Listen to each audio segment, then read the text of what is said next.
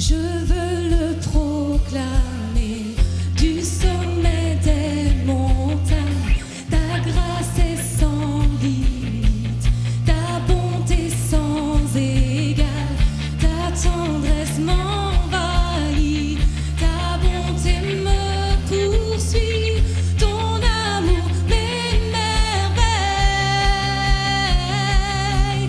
Et je chante car tu es bon, et je danse car tu es bon, et je crie de joie. Oui, tu es bon pour moi. Tu es bon, Seigneur.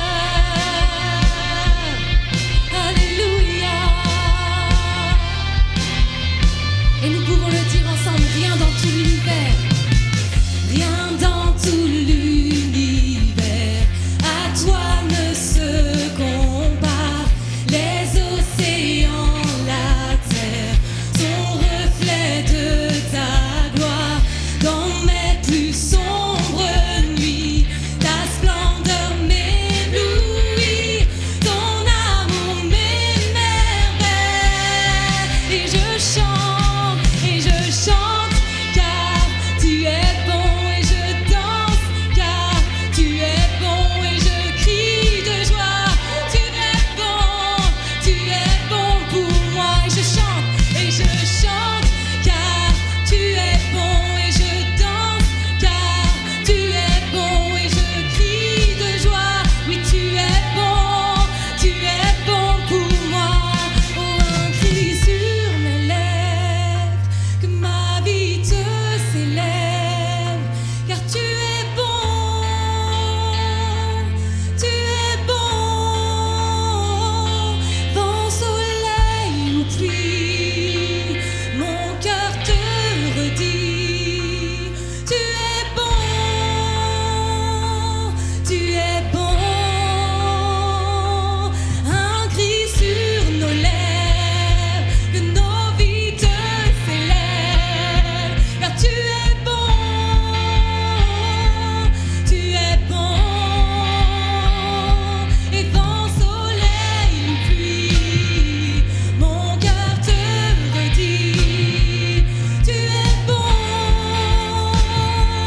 tu es bon. Et je chante car tu es bon, et je danse car tu es bon, et je crie de joie. Oui, tu es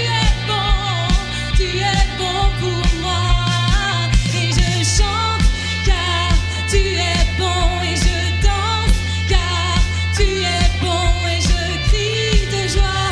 Oui, tu es bon pour moi. Est-ce que le peuple de Dieu peut acclamer le Seigneur?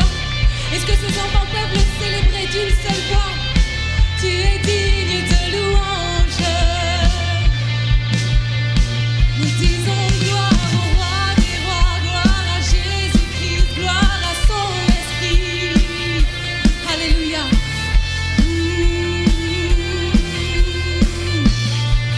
Oui, tu es bon.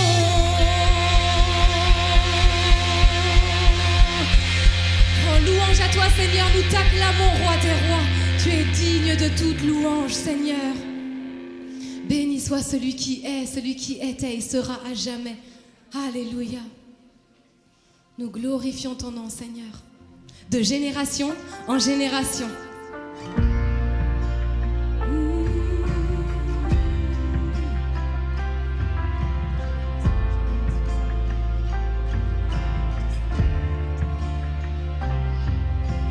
Toutes les générations devant lui prosterner entonnent ensemble un cantique à l'agneau.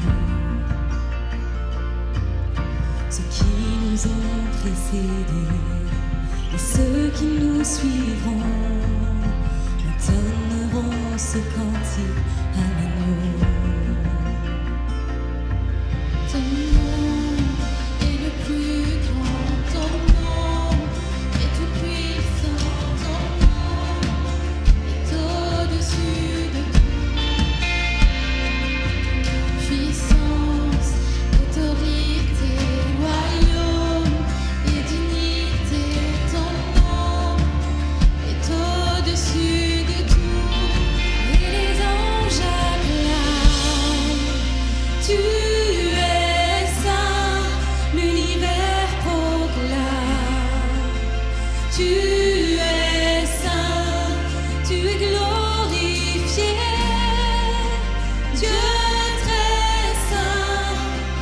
jamais tu es saint.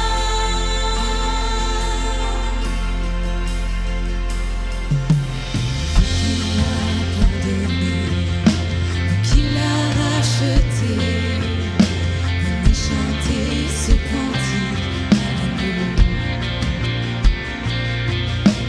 Vous qui l'a libéré, vous qui portez son nom, venez chanter ce cantique à l'amour. La voix résonne pour l'éternité. La voix résonne pour l'éternité. Et les anges acclament. Tu es saint, l'univers proclame. Tu es saint, tu es glorifié. Dieu très saint, à jamais tu es saint. Tout ton peuple crie. Tu es saint, toi le roi des rois. Tu es saint, Dieu d'éternité. Dieu très saint, à jamais tu es saint.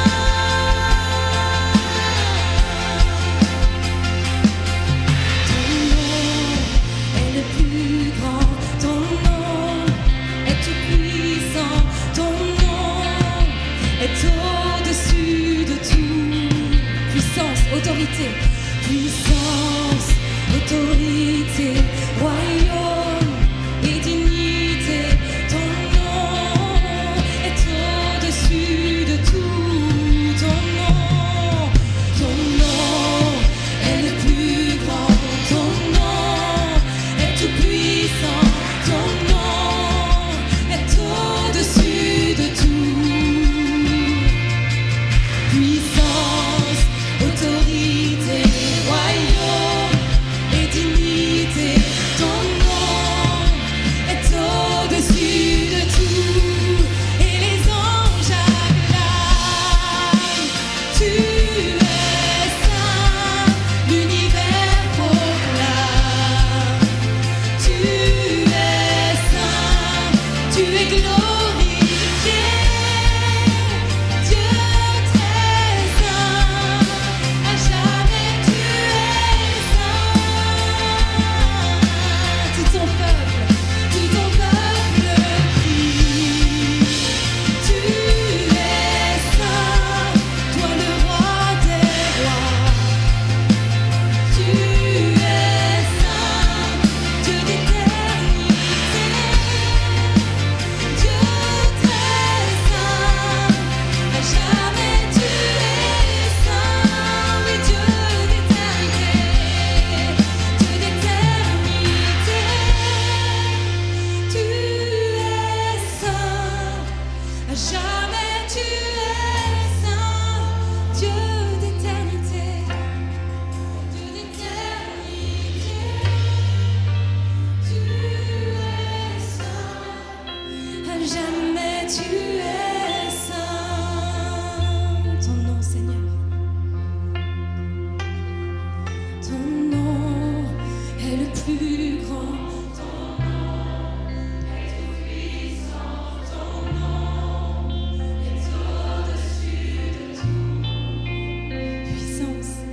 Puissance, autorité, royaume et dignité. Toi, roi des rois, est au-dessus. Ton nom, Jésus, ton nom, mon Dieu, ton nom est le plus grand. Ton nom est tout puissant. Ton nom est au-dessus de tout. Puissance, autorité, royaume et dignité. Ton nom est au-dessus. Et les anges acclament. Tu es saint, l'univers proclame. Tu es saint, tu es glorifié.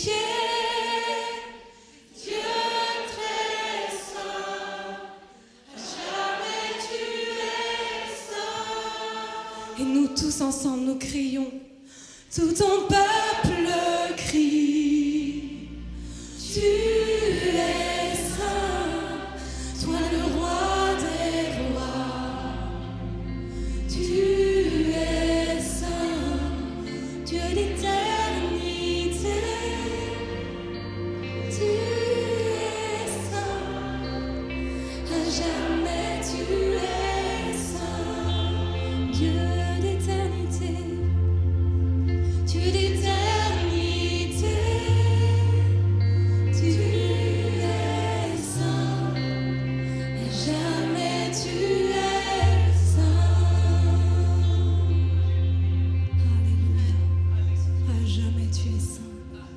Tu es digne de louange, Seigneur, et toute la terre est remplie de ta gloire éternelle, mon Dieu. Quand bien même nous nous taisons, Seigneur, quand même il n'y a pas de son, pas de voix, Seigneur, toute la terre est remplie de ta gloire. Tu es le créateur de l'univers. Et comme nous le rappelle le psaume 19, le ciel raconte la gloire de Dieu. Toutes les étoiles annoncent ce qu'il a fait. Chaque jour que nous vivons, chaque jour, raconte cela au jour suivant. Chaque nuit le fait connaître à la nuit qui suit. Il n'y a pas de discours, il n'y a pas de parole, il n'y a aucun son qui sort. Mais ce message, la création de Dieu, raconte sa grandeur, parcourt toute la terre, s'étend au-delà de ce que nos yeux peuvent voir. Parfois juste un silence. Juste ce que nous sommes là maintenant, tel que nous sommes. Raconte la gloire de Dieu. Raconte la gloire de Dieu. Là où tu es maintenant, tu racontes la gloire de Dieu. La toute-puissance du Créateur. Comme tu es maintenant, tu racontes la gloire de Dieu. Il est celui qui t'a choisi. Il est celui qui t'a créé. Tu es aimé, tu es précieux. Alléluia, merci Jésus.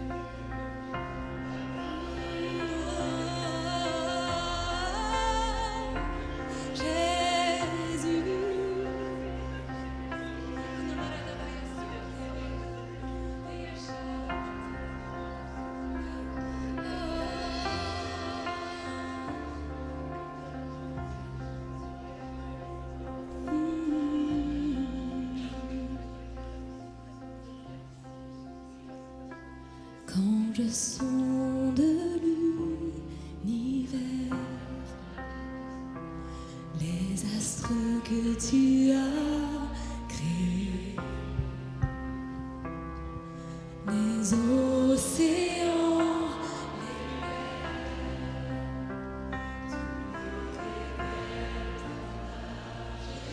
les mers, alors mon âme veut s'écrier de tout mon cœur. Je veux chanter, oh Dieu, tu es infiniment grand, éternel puissant, roi majestueux. Oh Dieu, tu es infiniment grand, éternel puissant, roi majestueux.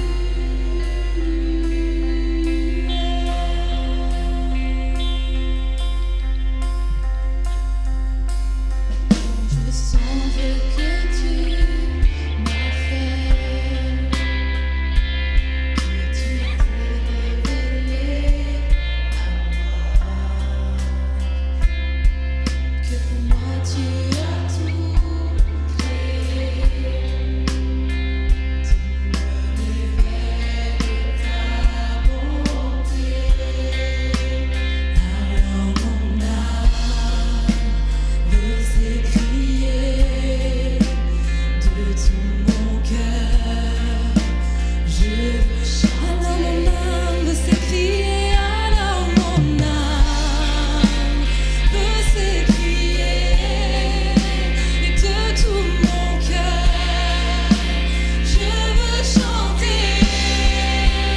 Oh Dieu, tu es infiniment grand, éternel puissant, roi majestueux.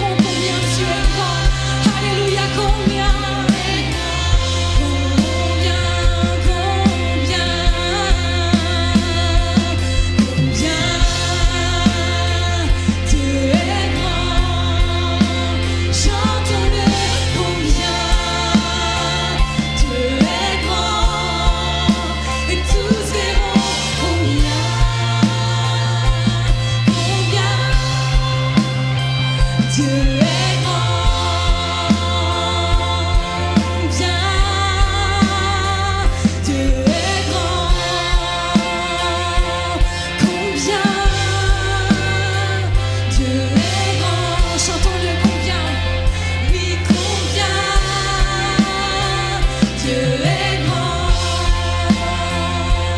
Combien Dieu est grand.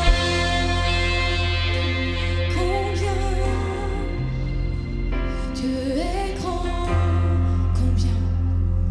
Combien oh Seigneur Jésus. Dieu est grand. Toute la terre est remplie de sa gloire. Oui, combien Dieu est grand.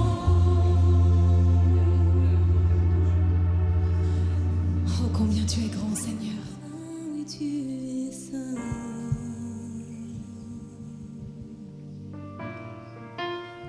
Saint, oui, tu es saint.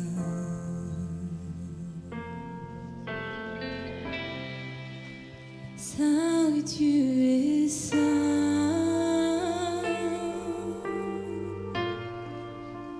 Saint, oui, tu es saint.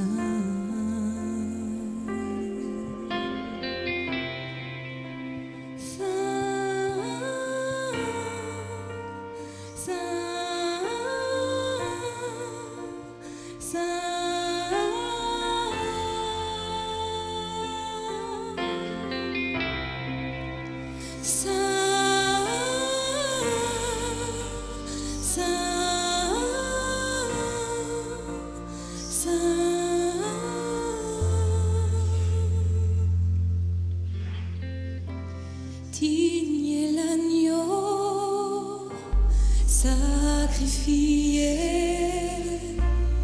il est saint, il est saint.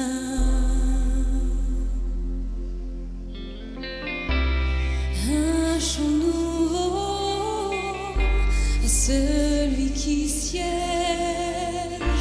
sur le trône de grâce. Chantons digne est l'agneau. Digne est l'agneau sacrifié, il est saint, il est saint. Un chant nouveau à celui qui siège sur le trône de grâce.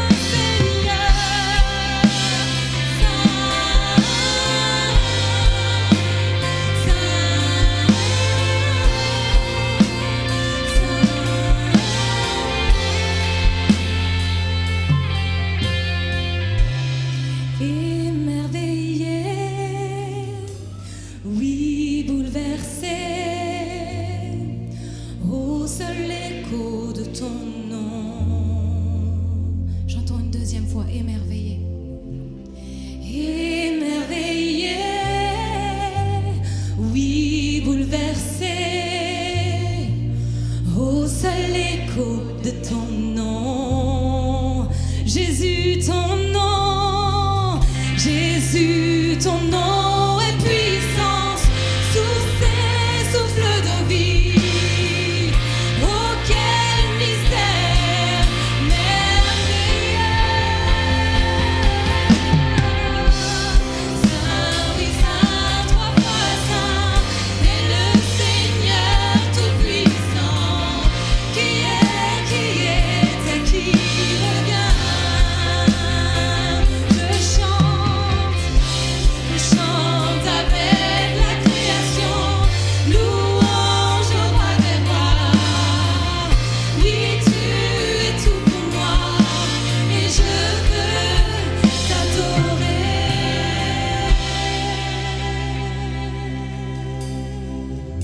Place.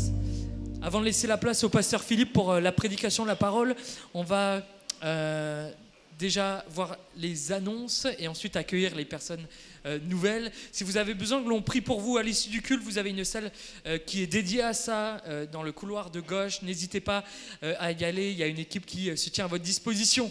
Voilà, une annonce. Si vous souhaitez passer un bon moment, c'est ouvert à tous, hein, frères, sœurs, à Dirinon, c'est ça ? Ouais, à Dirinon à 15h30, il y a un petit rassemblement. N'hésitez pas à vous rapprocher de Mathieu Fagnard pour voilà, avoir toutes les informations nécessaires. Les rendez-vous de cette semaine, foi partage à 14h30. Donc on se retrouve là dans la salle polyvalente. Nous commencerons une étude sur les différentes paraboles que Jésus a utilisées. Et mardi soir à 19h ici même, nous aurons notre étude biblique mensuelle sur le Cantique des Cantiques.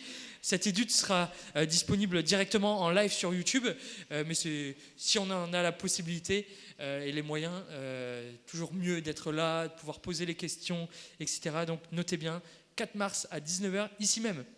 Jeudi, nous aurons notre réunion de prière et ça sera donc premier jeudi du mois, notre 100% prière et nous prierons les uns pour les autres. C'est le thème ce mois-ci, le fait de s'encourager, de se bénir, de porter nos sujets de prière les uns les autres. Donc si vous avez des sujets, quels qu'ils soient, dans la santé, au niveau professionnel, au niveau familial, au niveau sentimental, au niveau spirituel, quels que soient vos sujets, venez, vous serez les bienvenus et on pourra prier les uns pour les autres. On vous réannonce du coup les baptêmes dimanche prochain, le 9 mars. Prions et continuons de prier pour nos frères et sœurs qui vont s'engager par les eaux du baptême, vraiment qu'ils soient gardés là jusque-là. Et voilà, n'hésitons pas à inviter également des personnes pour vivre ces moments qui seront bons et qui seront forts. Les prochaines dates à noter dans vos agendas, dans les formations de disciples. Si vous souhaitez intégrer cette formation de disciples, on rappelle que la condition, c'est déjà d'être baptisé, de passer par les eaux du baptême, et ensuite de démarrer cette formation de disciples. Et les dates sont inscrites ici. Notez bien également le 16 mars, l'Assemblée générale ordinaire donc, de l'association cultuelle de l'Église. Donc si vous êtes membre de l'Église, membre de l'association de l'Église, merci d'être bien présent, de noter bien cette date pour participer à l'Assemblée générale ou alors à vraiment faire tout le nécessaire pour vous transmettre les procurations. Merci beaucoup. Nous aurons également un invité du 21 au 23, donc la semaine d'après, Denis Morissette. Alors là, c'est écrit petit pour moi, mais voilà, vous voyez, il est éducateur, psychothérapeute, conseiller pastoral, conférencier, et il évoquera durant tout ce week-end les différents problèmes de la vie. Ces problèmes viennent à n'importe quel moment, à n'importe quelle étape de la vie, et il va nous encourager à traverser ces moments-là, à prendre la victoire aussi dans ces moments-là. Donc n'hésitez pas, il n'y aura pas de réunion le jeudi, ça sera le vendredi, le samedi matin, samedi en fin de journée, et le dimanche, nous l'aurons également au culte. Rendez-vous le 24 mars, donc c'est le prochain rendez-vous pour les mamans de jeunes enfants. N'hésitez pas à vous rapprocher de Fabienne Santoni ou de Violaine Leroux si vous êtes maman de jeunes enfants, et pour avoir toutes les informations nécessaires. Les ados, les jeunes, notez bien cela. Je reçois les inscriptions. Il n'y a pas beaucoup de Brestois qui participent pour l'instant. C'est pas bien. Attention. Et c'est surtout que dans 2 semaines, le tarif augmentera. ok ? Donc là, c'est 12. Dans 2 semaines, c'est 15. Donc, si vous souhaitez vous inscrire, le moins cher possible, merci de le faire rapidement. Il y a le QR code à disposition pour vous inscrire directement. Ça sera le pasteur Ben Giraud que l'on aura également, nous, sur Brest, le dimanche 6 avril. Du coup, pendant 4 semaines, on fait un appel aux dons pour le soutien aux étudiants. Chaque année, on le fait. Merci pour votre générosité. Ça permet à des étudiants qui viennent peut-être sans ressources de pays étrangers de bénéficier de l'aide alimentaire. Ça permet à des jeunes qui, parfois pour des stages, pour rentrer dans différentes écoles, des fois même, ça sert à ça, à les aider pour payer des loyers, à débloquer des fonds, à les soutenir financièrement. Ça peut être sous forme de prêts, ça peut être sous forme de dons. Donc voilà, pendant 4 semaines, nous faisons cet appel aux dons pour soutenir nos étudiants. Donc merci de le faire avec du coup le libellé étudiant. Si vous faites un don à Mosaïque, directement en virement bancaire ou alors par les enveloppes, précisant, l'enveloppe entraide, et cela sera dirigé directement pour nos étudiants. Si vous souhaitez devenir membre, merci de le faire. Donc dans le couloir, il y a les feuilles à disposition. Et pour prendre rendez-vous, vous pouvez le faire également en contactant le secrétariat. Merci pour les dons, on a prié pour cela d'ailleurs aujourd'hui. Vous pouvez retrouver toutes les actualités de l'Église et les annonces directement sur Linktree en flashant le QR code. Avant de laisser la place à Pasteur Philippe, est-ce qu'il y a des personnes qui viennent pour la première fois dans une église évangélique ? C'est votre premier culte évangélique. Voilà, vous pouvez lever la main. Bienvenue. Est-ce qu'on peut les accueillir chaleureusement ? Il y a une personne également là-bas. Dans le fond également, on a une personne. Vraiment, bienvenue au milieu de nous. C'est un petit cadeau qui est apporté donc, de la part vraiment de toute l'Église. Vous trouverez une partie de la Bible à l'intérieur, différents prospectus parlant de l'Église, de l'association Mosaïque, là-bas, au fond, ici. Personne d'autre n'est nouveau, participe à un premier culte pour la première fois ? Non ? On va prier pour eux. On va prier pour eux, on va prier pour aussi la parole de Dieu que va apporter Pasteur Philippe. Seigneur Jésus, merci pour ta présence. C'est tellement bon d'être avec toi dans ces moments ensemble, réunis autour de toi pour te louer, pour proclamer qui tu es, ce que tu fais. Merci Seigneur Jésus parce que nous croyons qu'encore en cette journée, au travers de la prédication de ta parole, tu vas nous encourager, tu vas nous amener à aller plus loin, à grandir encore avec toi. Nous te prions particulièrement pour nos amis qui viennent pour la première fois dans une église évangélique, que tu puisses les bénir, que tu puisses les accompagner, que ce soit comme le début d'un processus qui démarre avec toi, te révéler à leur cœur, comme tu t'es révélé à nous, mon Seigneur Jésus. Nous les bénissons en toi, en ton nom, mon Seigneur Jésus, et que toute la gloire te revienne encore aujourd'hui. Et toute l'église de Brest dit Amen. Amen. Gloire à Dieu. Amen. Est-ce qu'il y a des mamies dans ce lieu ? Des mamies. Est-ce que vous pouvez vous lever, les mamies ? Voilà, bonne fête aux mamies. Merci. Merci les mamies, merci pour les gâteaux, pour les bonbons, pour les prières, pour toutes les fois où nous, en tant que parents, on veut élever comme il faut nos enfants, mais vous passez derrière, on met des règles et vous détruisez les règles que l'on met en place. Merci pour tout ce que vous faites. Et rien n'est dirigé, bien sûr. Hein. Surtout, je ne le fais pas parce que ma mère, elle est là, mais voilà, je le dis. Gloire à Dieu. Vraiment que Dieu vous bénisse. On est heureux de vous avoir et merci pour tout ce que vous apportez. C'est tellement bon d'avoir des mamies et c'est tellement bon d'avoir plusieurs générations au milieu de nous. Ça réjouit notre cœur et bien sûr ça réjouit le cœur de Dieu. Amen. Avant de commencer, j'aimerais vous donner une expérience que j'ai faite il y a maintenant plusieurs années de cela. Ça faisait déjà quelques années que j'étais dans le ministère et à la fin d'un culte, d'une célébration, on se tenait avec le collègue pasteur à la porte. Et puis là, il y avait une personne nouvelle qui venait pour la première fois, un monsieur d'une 60aine d'années. Et en sortant, je ne sais pas pourquoi j'ai été poussé à cela. Je vais vers ce monsieur et je le prends dans les bras. Je le prends dans les bras. fort. En plus, je ne le connaissais pas. Et là, je le prends dans mes bras. Et là, dans mes bras, il s'effondre, il se met à pleurer, il se met à pleurer. Et là, dans mes bras, alors qu'il pleure, je commence à prier pour lui. Et pendant que je priais pour lui, il y avait là des manifestations démoniaques qui commençaient à se faire. Alors, il y avait une pièce juste à côté. On l'amène dans la pièce et on prie pour lui pour qu'il soit libéré. Après coup, une fois qu'il a repris ses esprits, il dit, mais qu'est-ce qui s'est passé? Je comprends pas, j'ai senti de l'amour, beaucoup d'amour, beaucoup d'amour. Et il dit, ma maman, elle est dans les sciences occultes, moi, j'ai du mal à dormir. Et là, il s'est passé quelque chose. Comment un simple geste peut produire une telle libération? Quelle est cette force qui bouleverse et qui transforme? Cet amour, mes amis, dépasse l'entendement humain. C'est pas moi, c'est pas mes bras, mais je crois qu'il y avait quelque chose de particulier. Il y avait là un amour qui voulait là se dégager pour cet homme, pour cet ami. Et tout simplement, j'ai été là un instrument. Je me mets pas en avant, j'ai rien à faire de ça. Mais c'est là où j'ai réalisé que waouh, l'amour, c'est tellement fort. L'amour, c'est tellement puissant. L'amour brise les liens, brise les chaînes. Nous utilisons le mot amour de façon tellement large et dans notre langue française, on utilise beaucoup de figures de style pour parler de l'amour dans les poèmes, dans les chansons, des hyperboles, des litotes, enfin je ne vais pas rentrer dans tous les détails parce que c'est les deux seules choses qui me restent de mes cours,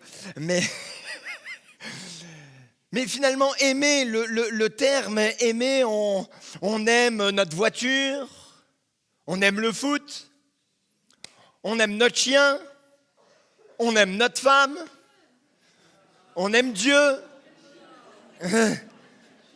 Et finalement, ça perd un petit peu son sens parce que, voilà, on aime tout. Et même si notre langue française est très riche, finalement, le verbe aimer, alors on utilise d'autres petits mots. Voilà, j'adore, bien sûr, j'adore Dieu, je kiffe, je like, enfin voilà. Mais sinon, le terme, il reste le même. Pourtant, ces formes d'amour, toutes ces formes d'amour ne sont pas comparables. En grec, la langue du Nouveau Testament, il y a 4 mots qui expriment l'amour. Vous avez le mot éros, qui est l'amour romantique, sexuel, passionnel.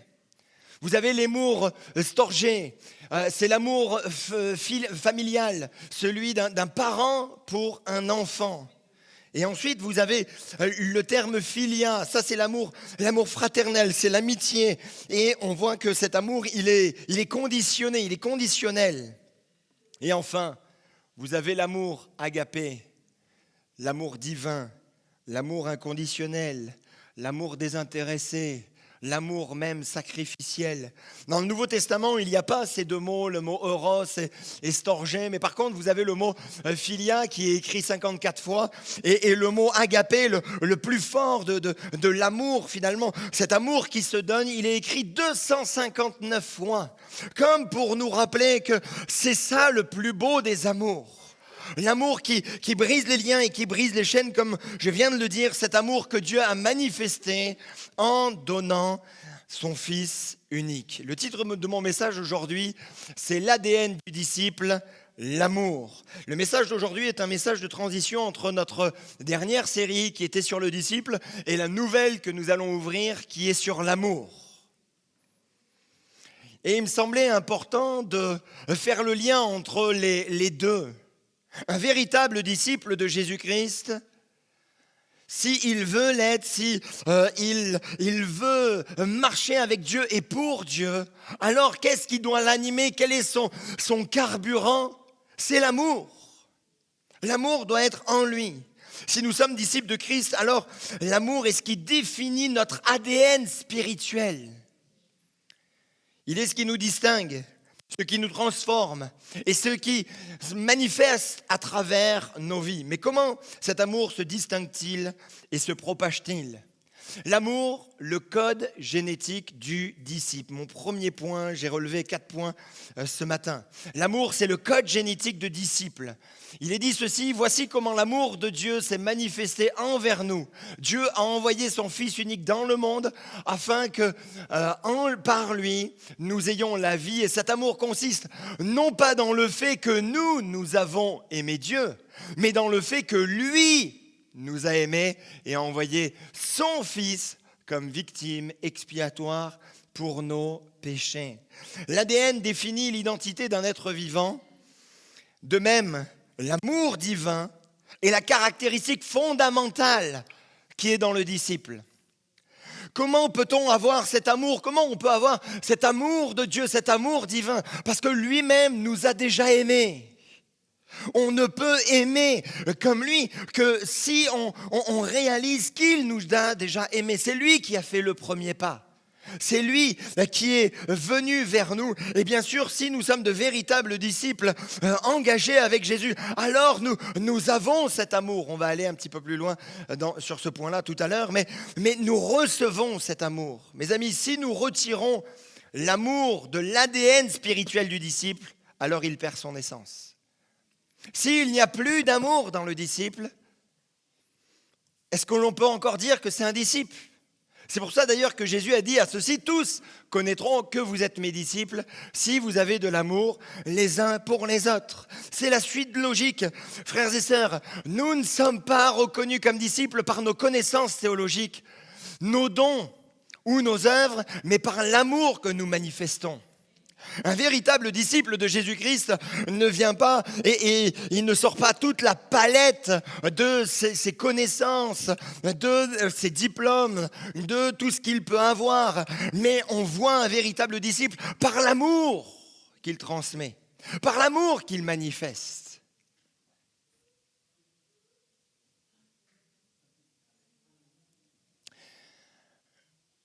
Je vous l'ai déjà dit, mais c'est une phrase qui m'a tellement, moi, impacté. Un collègue pasteur m'a dit, Philippe, les gens oublieront tes prédications. Ils oublieront le nombre de visites que tu auras fait. Ils oublieront même tous les travaux, tout ce que tu as pu mettre en place. Par contre, la seule chose qu'ils n'oublieront pas, c'est l'amour que tu as pour eux.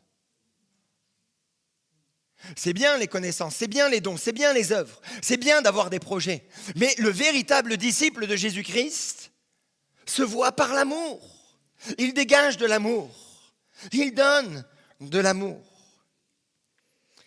J'aime bien cette petite histoire. Cette petite fille, avant de s'endormir, elle dit à son papa, elle dit, papa, je t'aime plus que toi tu m'aimes.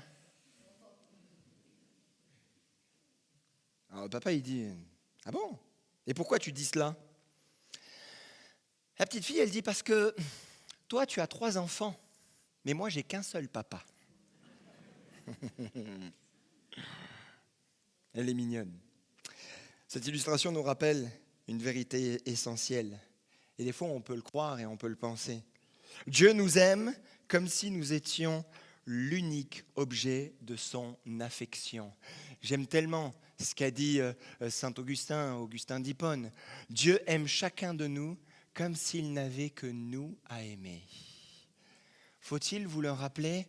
Dieu vous aime. Dieu vous aime d'un amour sacrificiel, inconditionnel. Et si même vous aviez été les seuls sur la terre, il vous aurait aimé de la même manière.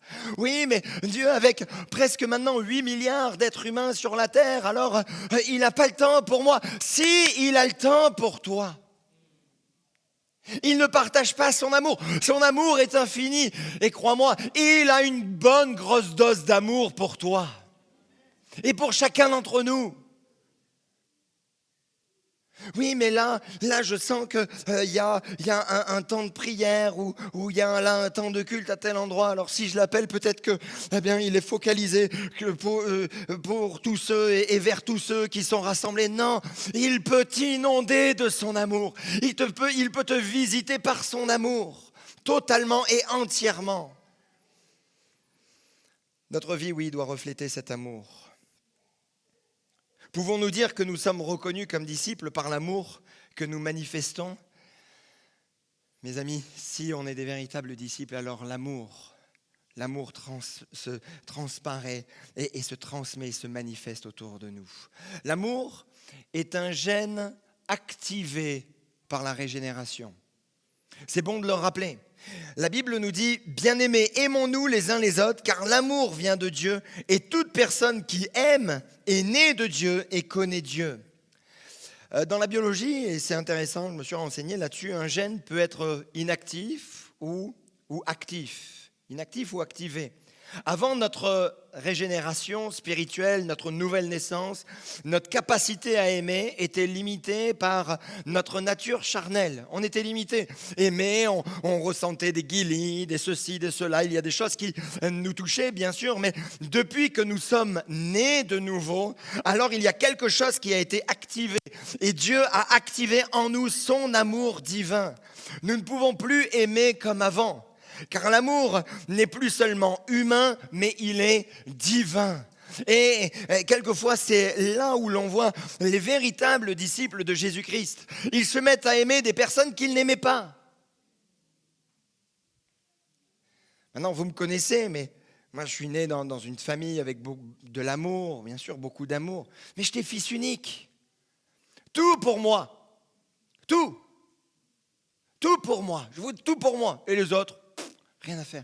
Mais parce que là, j'ai été régénéré, parce que je suis né de nouveau, parce que Dieu a mis sa nature en moi.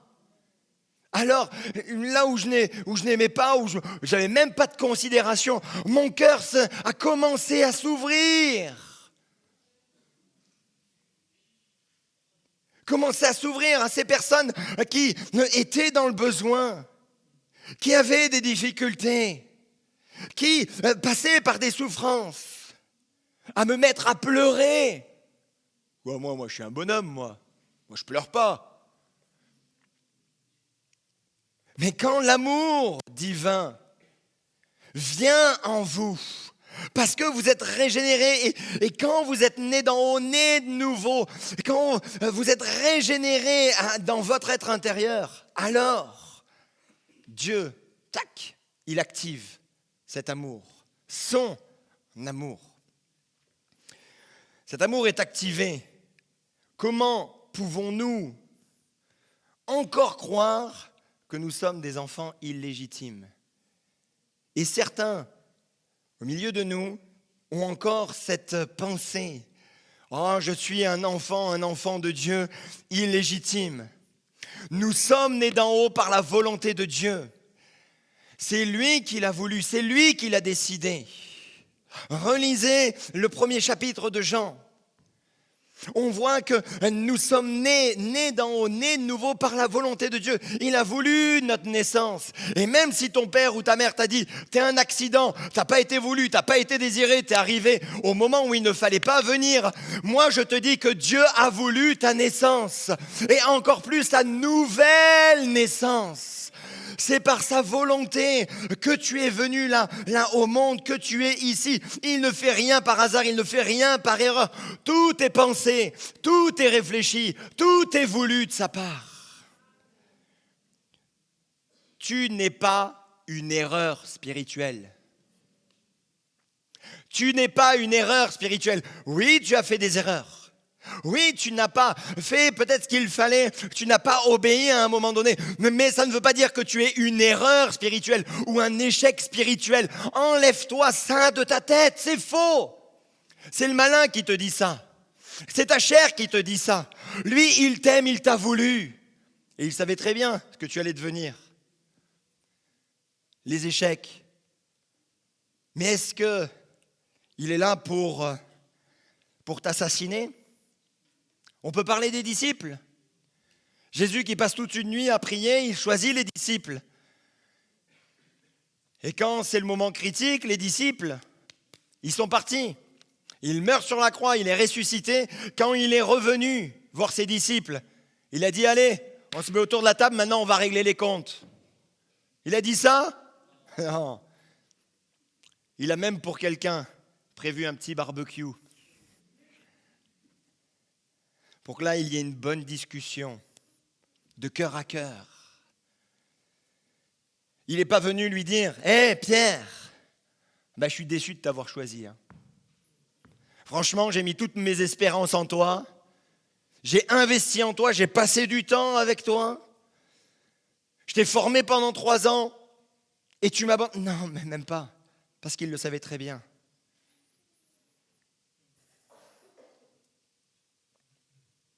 Je vais même aller plus loin.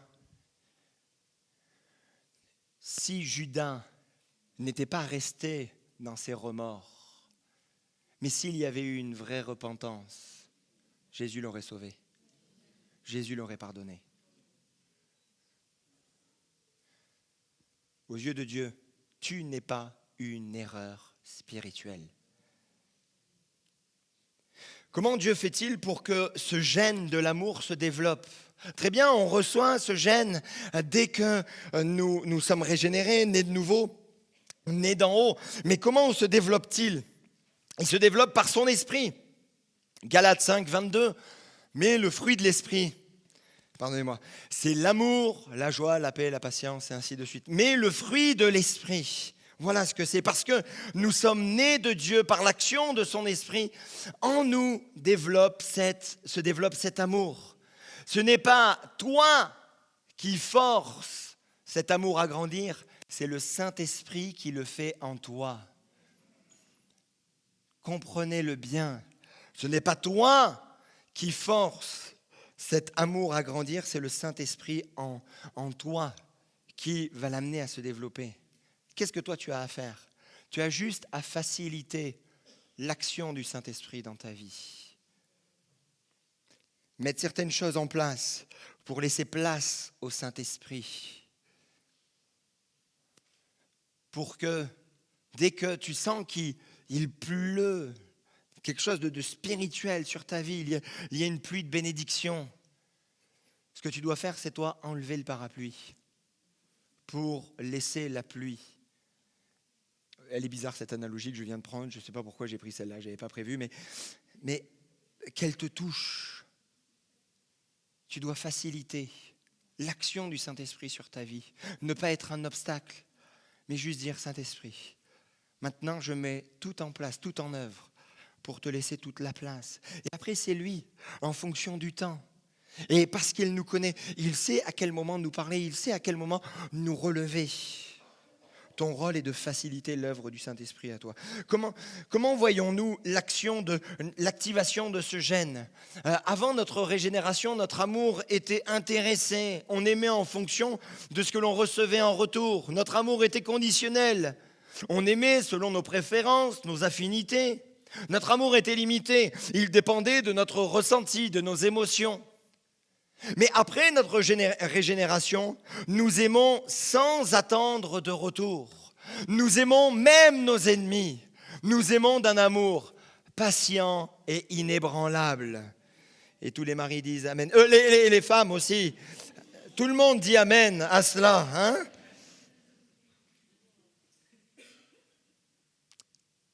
Mais l'amour, il est différent. On est prêt à se battre. Mes amis, ce changement est la preuve vivante que nous sommes nés de Dieu, que nous sommes nés d'en haut. Troisième point que je voulais voir avec vous, c'est que l'amour est un choix qui façonne notre ADN spirituel. Vous savez que nos gènes déterminent notre apparence, mais nos choix façonnent notre transformation. Et en fonction des choix que nous faisons, scientifiques ont remarqué que dans notre ADN, il y a des choses qui peuvent changer, certaines choses qui peuvent évoluer. Et même, on peut transmettre à nos enfants, après, certaines choses que nous-mêmes, nous avons déjà réglées, que nous avons déjà amenées à transformer. L'amour est un choix qui façonne notre ADN spirituel. Je vous donne un commandement nouveau. Aimez-vous les uns les autres comme je vous ai aimés. Vous aussi, aimez-vous les uns les autres. Jésus nous commande d'aimer. Il nous commande. Ce n'est pas une émotion, mais c'est une décision. il ne dit pas, si vous ressentez certaines petites choses, ou si vous avez telle émotion, alors aimez. Il ne dit pas, bon, quand c'est un moment plus favorable, qu'il y ait une petite musique, qu'il y ait de la bonne odeur, tu vas te mettre à aimer. Non, il dit aimer. C'est comme un impératif. Il ne dit pas non plus aimer quand c'est facile. Mais il met même la barre très haute parce que nous savons jusqu'où est allé Jésus. Il a dit aimez comme je vous ai aimé. Vous savez, à ce moment-là, il est en train de discuter avec ses disciples. Il sait qu'il va bientôt mourir. Et là, quand ils ont entendu « Aimez comme je vous ai aimé », « Ah oui. Ah oui, on va t'aimer. » Mais après, la croix, ok, d'accord, il met la barre très très haute. « Aimez comme je vous ai aimé. » On revient à quelqu'un qui peut nous parler, c'est le bon samaritain. Parce que Jésus, bien sûr, il est au-dessus de tout. C'est l'exemple à suivre, c'est évident. Mais pour nous, il nous a quand même donné quelques paraboles, quelques histoires. Et il y a cette histoire du bon samaritain. Quand on regarde finalement ce samaritain, ce n'est pas par sympathie que le samaritain a secouru l'homme blessé. Il a décidé de l'aimer alors que le prêtre, alors que le lévite ont détourné le regard. Lui, il a vu. Et il a fait le choix d'aimer. Et ce choix d'aimer s'est vu dans les actions. Il a fait le choix d'aimer. Il a fait le choix d'aller vers lui. J'ai eu un rendez-vous cette semaine avec un frère qui me dit, tu sais, moi j'aime aller vers les gens qui sont au plus mal. J'aime prier avec eux, j'aime prier pour eux. Et là, je me dis, mais c'est que là, il y a quelque chose qui a été activé, parce que ce n'est pas naturel, ce n'est pas humain. Hein. On va se dire les choses, ce n'est pas humain. Et ce n'est même pas pour se donner bonne conscience, ce n'est même pas pour recevoir quelque chose. Quand on s'occupe de certaines personnes, il n'y a rien en retour de toute façon. Mais parce qu'il y a le choix.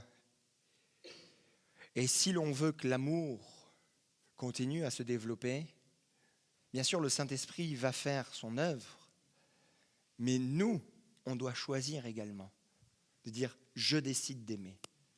Je fais le choix d'aimer. C'est dur. Ah, mais des fois, je le fais, mais je ressens rien au début. Mais on est tous comme cela. Et on est tous très attachés là à nos émotions, à nos ressentis. Fais déjà le choix d'aimer par des actes. Et même si ton cœur n'y est pas encore, tu vas voir petit à petit. Ça va s'activer petit à petit. Tu vas être sensible à certaines choses. Et puis avec l'œuvre du Saint-Esprit, par la prière, tu vas voir ton cœur, le cœur de Dieu va se déverser dans ton cœur. Mais déjà, c'est un choix. Je prends la décision d'aimer. Qui avons-nous du mal à aimer ? Quelles sont ces personnes que nous avons du mal à aimer ? Des fois, quand je vois des choses, quand j'entends des choses, j'ai du mal. Je dis Seigneur, aide-moi à avoir le bon regard. Parce que je suis prêt à faire le choix d'aimer, même quand c'est difficile. Quatrième point que je voulais voir avec vous, c'est l'amour, un code à entretenir pour éviter les mutations. Dans la biologie, un ADN peut être affecté par plusieurs mutations, parfois destructrices. Il est dit ceci dans Matthieu, beaucoup trébucheront alors et ils se trahiront, se détesteront les uns les autres. Beaucoup de prétendus prophètes surgiront et ils tromperont beaucoup de gens.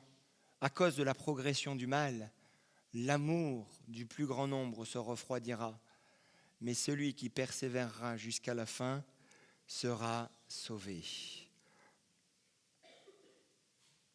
L'amour du disciple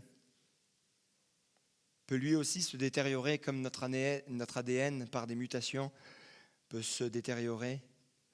L'amour du disciple peut lui aussi se détériorer s'il n'est pas entretenu. Notre rôle, c'est d'entretenir.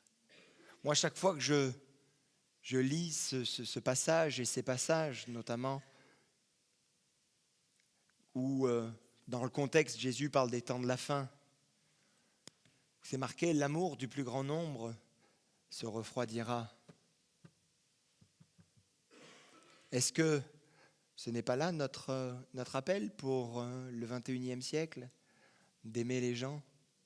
On voit depuis la réforme protestante, on retrouve goût à la parole, on suit la parole jusqu'à la Pentecôte que nous vivons, que l'on doit entretenir là aussi. Et finalement, dans un monde de plus en plus égoïste, notre rôle n'est-il pas celui d'aimer et d'entretenir cet amour? De s'aimer tel que nous sommes, déjà entre nous, mais aussi autour de nous. Pourquoi l'amour s'éteint? Pourquoi l'amour s'éteint-il? J'ai relevé 3 points. L'indifférence. Finalement, le monde nous a eu une bonne influence sur nous et on devient comme les autres, où finalement on ne bouge pas, on ne bronche plus.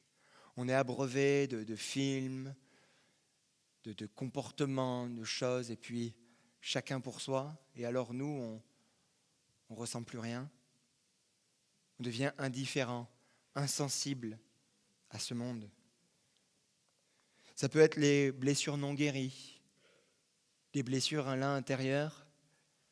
C'est sûr, c'est difficile d'entretenir l'amour si déjà intérieurement, on n'a pas laissé cet amour nous guérir et cicatriser toutes ces blessures. Ou alors la fatigue spirituelle. La fatigue spirituelle parce qu'on a aimé, parce qu'on a donné, mais on a été déçu. Déçu par des frères, des sœurs, par l'église, par le pasteur, par le CA, par je ne sais pas qui. On a été déçu. Et donc il y a une forme de fatigue, on ne veut plus se battre. Mes amis, l'amour doit être entretenu. On doit se battre. On doit continuer à aimer. Toujours aimer. Toujours aimer. J'ai tellement aimé ce qu'a dit ce prêtre espagnol. Alors je ne vous l'ai pas dit en espagnol, mais en français c'est Jean de la Croix. Il était vu comme un réformateur. Et il a dit cette phrase tellement belle et tellement simple. Là où il n'y a pas d'amour, semez l'amour et vous récolterez l'amour.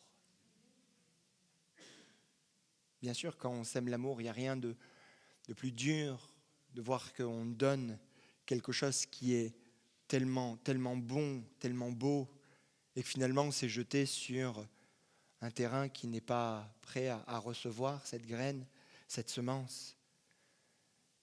Mais Seigneur, en donnant, je ne perds pas, parce que toi, tu sais me renouveler. Tu sais me renouveler à chaque instant, parce que ton esprit est là et comme on l'a entendu, c'est une source qui ne tarit jamais. Et dans cette source de Dieu, il y a forcément cet amour. Donc ce que l'on donne et ce qui semble être perdu, le Seigneur peut nous renouveler. Frères et sœurs, soyons renouvelés dans cet amour. Soyons renouvelés dans cet amour. Est-ce que mon amour est toujours aussi vivant qu'au début où j'ai accepté le Seigneur? Quelle action concrète je pourrais poser pour ranimer, pour raviver cet amour? Comment je peux entretenir cet amour pour éviter toutes les mutations?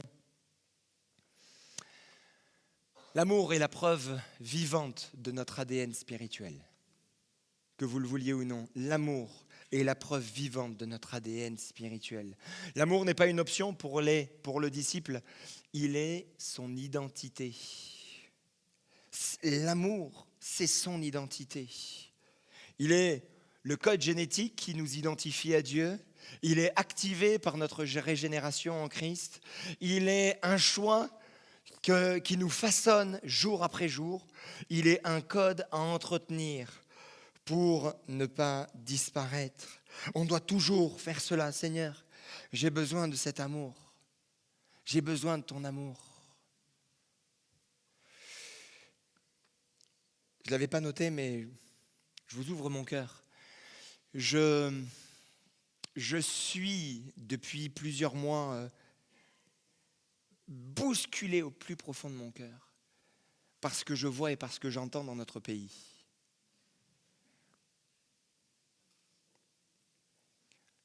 L'histoire des viols de Mazan, ça m'a retourné le cerveau. Ça m'a retourné. Comment peut-on en arriver là? Comment des hommes peuvent faire ce genre de choses? Quel courage chez cette Madame Pellicot. Waouh! Quel courage, quelle résilience. Combien de fois j'ai pleuré et j'ai dit Seigneur, comment notre pays est allé si bas, tombé si bas? Ah, ça me meurtrit. Et là, qu'est-ce qu'on a? L'affaire avec le Squarneck? Non, mais si. Me dit, mais oh! Qu'on nomme le plus grand, c'est pas grave, que l'on nomme le plus grand pédophile de France. Ça m'insupporte. Insupportable.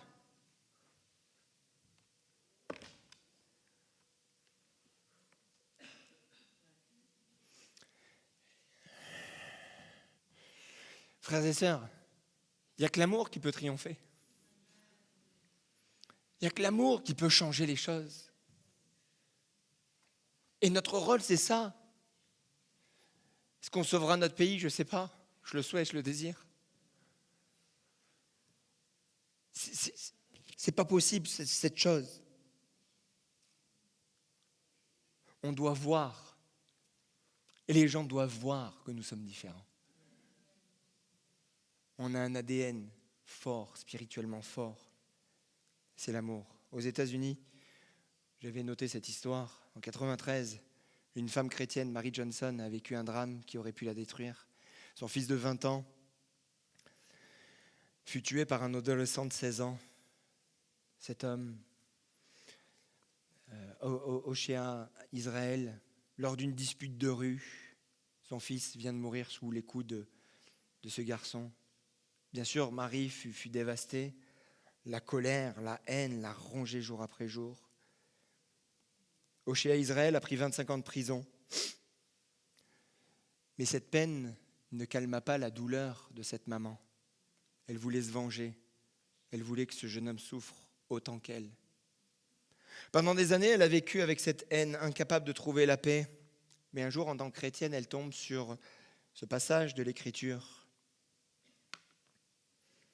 Aimez vos ennemis, bénissez ceux qui vous maudissent, faites du bien à ceux qui vous haïssent, priez pour ceux qui vous maltraitent et qui vous persécutent. Elle a été interpellée et elle comprit que si elle voulait vivre libre, elle devait pardonner et elle devait aimer malgré tout. Après 12 ans de prison, Marie prit la décision insensée aux yeux du monde d'aller voir Oshea en prison. Lors de leur première rencontre, elle dit « Je t'ai haï pendant des années. Mais Dieu m'a demandé de te voir aujourd'hui et je veux te dire que je te pardonne. » Bien sûr, dans le parloir, alors que Oshea était encore en prison, il a été surpris, il n'a rien répondu. Il a baissé la tête.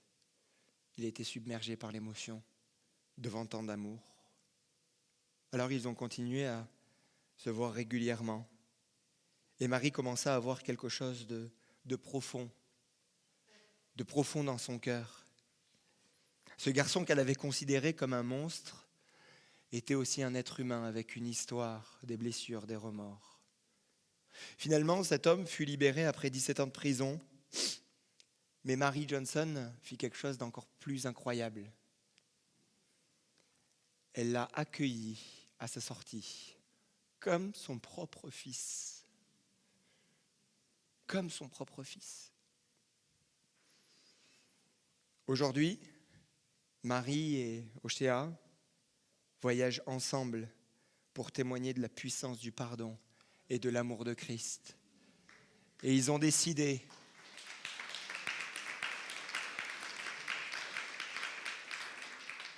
de devenir voisins, vivant côte à côte dans le même immeuble. Marie dit souvent, quand elle témoigne de cette situation, elle lui dit « Je lui ai donné une seconde chance, mais en réalité, c'est Dieu qui m'a pardonné une seconde chance en m'apprenant à aimer. C'est Dieu qui m'a donné, pardonnez-moi, une seconde chance en m'apprenant à aimer. » Aujourd'hui, finalement, la simple question que je voulais vous donner, c'est choisissons-nous d'aimer comme Christ nous a aimés? Sommes-nous ses disciples qui laissent cet amour se multiplier, se développer en nous? Est-ce qu'on fait le choix d'aimer? C'est facile de lire l'histoire, c'est facile de s'émouvoir. Je ne sais pas comment je réagirais, mais moi ça me parle. Je me dis Seigneur, l'amour doit encore plus grandir dans mon cœur et dans ma vie. Aide-moi à aimer. Et si cet amour peut sauver, si cet amour peut transformer, si cet amour peut libérer les captifs, alors Seigneur, je fais le choix de l'amour. Je fais le choix de l'amour. Amen. Je vous invite peut-être à vous lever à votre place et demander à l'équipe de venir. Juste le piano.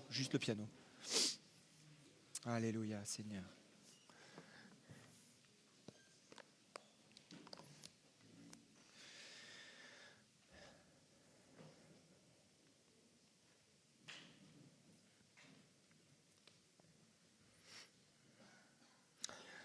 Seigneur, nous avons parlé de beaucoup de choses et nous voulons être de véritables disciples. Des disciples qui veulent laisser cet amour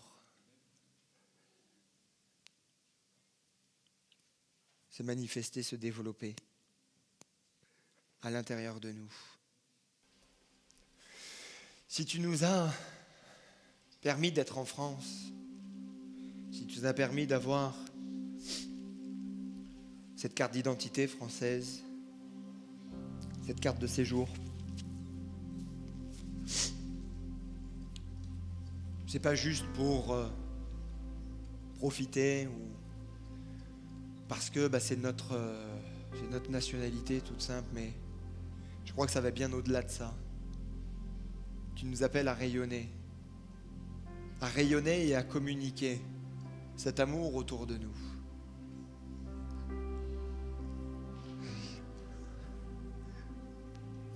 Seigneur, nous avons parlé du discipulat pendant plusieurs semaines.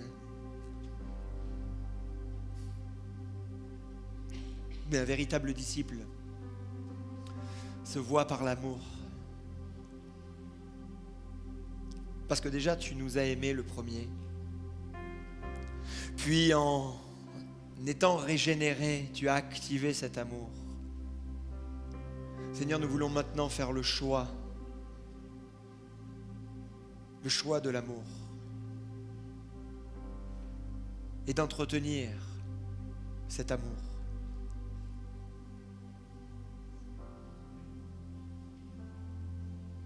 Merci mon Dieu. Alléluia, là à nos places. Est-ce que l'on peut juste prier et s'en remettre au Seigneur? Seigneur Jésus.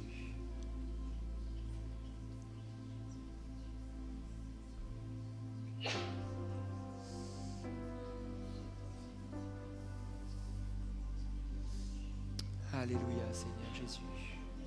Augmente cet amour. Augmente cet amour. Augmente cet amour en nous.